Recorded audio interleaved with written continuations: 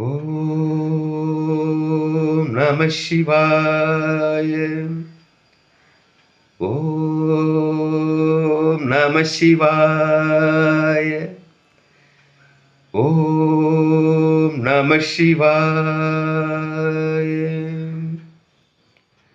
அன்பான சிவ அன்பர்களே, கடந்த நாட்களில் நம்ம சிவபெருமானுடைய தேவார பாடல் பெற்ற ஆலயங்கள், அதாவது தமிழ்நாட்டில் மாவட்டத்தோறும் உள்ள தேவார பாடல் பெற்ற ஆலயத்துடைய வரலாற்று சிறப்பை ஒவ்வொன்றா நான் உங்களுக்கு வழங்கிட்டு வரேன்.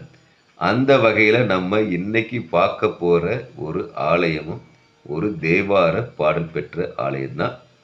இந்த ஆலயம் எங்கே இருக்குன்னு பார்த்தீங்கன்னா, தமிழ்நாட்டில் தஞ்சாவூர் மாவட்டத்தில் திருமெய்ஞானம் சொல்லப்படுற திருநாவலூர் மையானத்தில் மையப்பகுதியில் அமைந்துள்ள ஆலயமாக இந்த ஆலயம் சொல்லப்படுது. இந்த ஆலயம் மிகவும் பழமை வாய்ந்த சிவாலயம். இங்கு இறைவன் பார்த்தீங்கன்னா ஞான பரமேஸ்வராவும் பலாச வனநாதரும் காவல் பளிக்கிறாங்க. தாயார் பார்த்தீங்கன்னா ஞானாம்பிகாவும் பெரிய நாய்க்கும் நமக்கு காட்சியளிக்கிறாங்க. மூவரால் பாடல் பெற்ற ஆலயம் இந்த ஆலயம். சோழ நாட்டு காவிரி தென்கரை தளத்தில் இது 96வது தலமாக சொல்லப்படுது.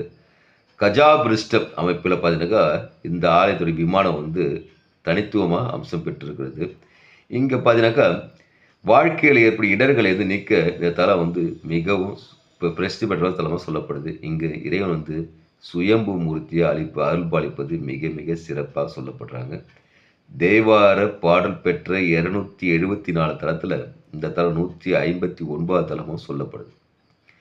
இப்போ இந்த ஆலயத்துல தல வரலாறு சொல்லுன்னா, சோழ காலத்தில் சதுர்வேதி மங்கலமாக இருந்த ஊர் தமிழில் நால்வேதியர் என்று சொல்லி வழங்கப்பட்டிருந்தது. பிற்காலத்தில் இந்த வேதியர் மருகி நல்லூர், அதாவது திருநல்லூர்னு சொல்லி இந்த ஆலயம் மாற்றப்பட்டது.